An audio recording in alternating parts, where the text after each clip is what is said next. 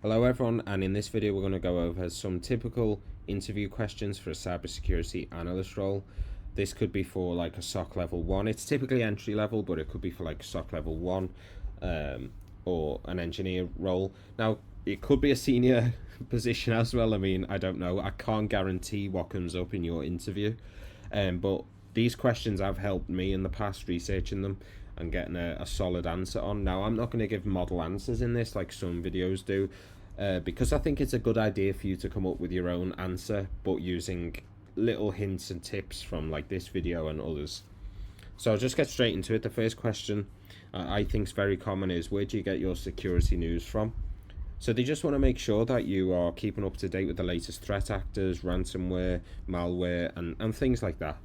And I always recommend to mention multiple sources. So krebsonsecurity.com is my personal favorite. There's also bleepingcomputer.com. Now you could probably name 10 others. You actually probably know more than me, but I mainly use Krebs on Security. I think it's a brilliant website for the latest security news and like even just like hackers being caught and things like that. So now the next question is, how do you protect your data in transit versus data at rest? So the idea of this question is to get you to think about both like technical security methods like encryption, but also physical security. So for data in transit, think of it going post data going over port 80 to a web server. HTTPS is used, so hypertext transfer protocol secure, and the data is encrypted. So basically a man-in-the-middle attack, if someone was trying to do a man-in-the-middle attack, they wouldn't be able to read the data. When they get the PCAP file or the packet capture, it will be encrypted, so they won't be able to read it. And that's the idea of, or one example of protecting data in transit. So I talk about HTTPS. I mean, you could talk about anything else really that you use, like SSH or FTP or whatever. It doesn't really matter, but you get the idea. And for data at rest, I mentioned physical security. I think physical security is not really thought about as much within cybersecurity, especially if you're very technical. So data at rest, so in storage, talk more about physical security, so access control, things like even biometric security on the server, making sure there's logs of who enters the security, the server room, and general idea or general things around that. And the last question is, explain the CIA triad. So this is very low level, but keep it in your head that when they mention security or the main goal of it or the idea, they are referring to the CIA triad, which is confidentiality, integrity, and availability.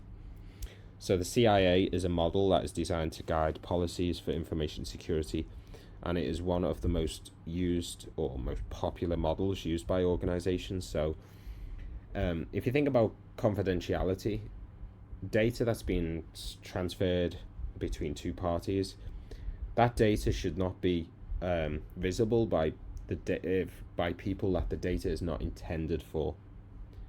So if you're sending data to your friend, you don't want someone else to be able to see it. And that's where the idea of confidentiality comes from. Encryption. Integrity is for the trustworthiness of the data. So can you trust the data? Keep the trust of it and the integrity. Think of that as like a hospital being hacked and there's like medical records, but they're not like deleted or stolen, they're just changed. That's breaching the integrity of the data. And lastly is availability. So you want the data to be available, otherwise you can't access it. That's more leaning towards like a DDoS attack, bringing a server down and the data is not accessible. So you always want the data to be available when you need it. And there are just three of the most common questions I believe that are asked in sort of cybersecurity focused roles. Obviously, I can't guarantee that these questions come up, so I do apologize if they don't, but I do think the first one will come up. It'd be interesting to know in the comments if any of these do and don't, because then obviously I can change the questions if the majority of people don't get these anymore. And I think it's also dependent on country, so I'm obviously from the UK. In America, they might ask it differently. I don't know. I've never had an interview by an American company before, but it should be the same.